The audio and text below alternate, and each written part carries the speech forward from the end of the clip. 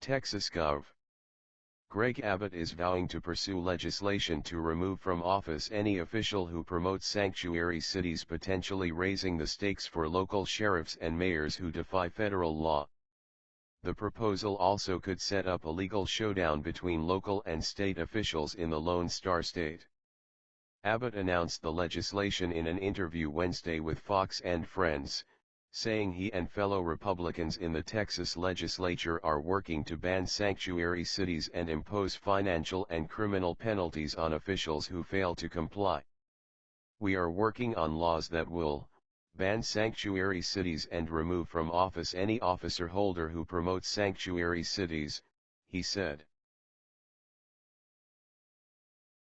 The governor's comments come amid a dispute between Abbott and Travis County Sheriff Sally Hernandez, who announced last Friday she would reduce her department's cooperation with federal officials when they request an inmate be deported. "This is completely outrageous," Abbott said.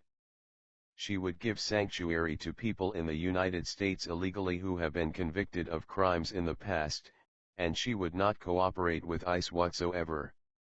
Abbott already threatened to cut off around $2 million in state funding to Hernandez's office if she doesn't comply with the federal mandate. President Trump also signed an executive order on Wednesday threatening to cut off federal grant money for sanctuary cities and states. A sanctuary city is a broadly used term to describe any jurisdiction that refuses to enforce federal immigration laws. In a statement to Fox News on Thursday, Hernandez said she has done nothing wrong and is following all state and federal laws while upholding constitutional rights to due process for those in the criminal justice system. "I respect the job of our state leaders, but I will not allow fear and misinformation to be my guiding principles as a leader sworn to protect this community," she said. "Our community is safer when people can report crimes without fear of deportation. I trust the court system and our judges to assess the risks and set appropriate bonds and conditions for all who are incarcerated." How far Abbott and his Austin allies could go in ousting recalcitrant officials is a matter of dispute. Neither Gov. Abbott nor the legislature have any authority to remove a duly elected sheriff, whose office is established by the Texas Constitution, Democratic Texas Rep. Lloyd Doggett said in a statement. The governor shows contempt for both the Texas Constitution and the Bill of Rights in the United States Constitution. While Abbott can't personally remove a local official, the governor hopes to work with lawmakers in Austin who have filed multiple bills that would punish local governments for not arresting or detaining immigrants living in the country illegally. Last November, Texas State Sen.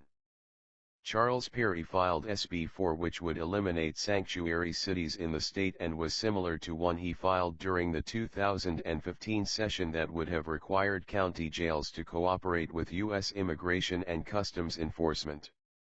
What the governor said yesterday is that he wanted this added to a bill, a spokesperson for Abbott told Fox News. "It's something that we've been bouncing around in the office for a while."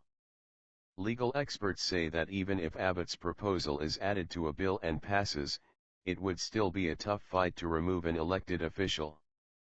Even if they amend the statutes to add this, the state would have to clarify the general ground for removal and then get a district attorney to press charges, and then it would go to a trial by jury. Angela Morrison, a professor at Texas A&M University's School of Law, told Fox News. Getting rid of the trial by jury would be the hardest part because voters in Texas really want to protect that right. While this is not the first time that Abbott has had to deal with a rogue law enforcement officer in regard to sanctuary cities in 2015, the governor warned Dallas County Sheriff Lupe Valdez to back down from a policy change on federal immigration detention requests or face financial penalties. His office says Hernandez has gone a step too far. The Travis County Sheriff has gone much further than the Dallas Sheriff, a spokesperson for Abbott said. The governor's first priority is protecting his constituents, and this prevents him from doing that.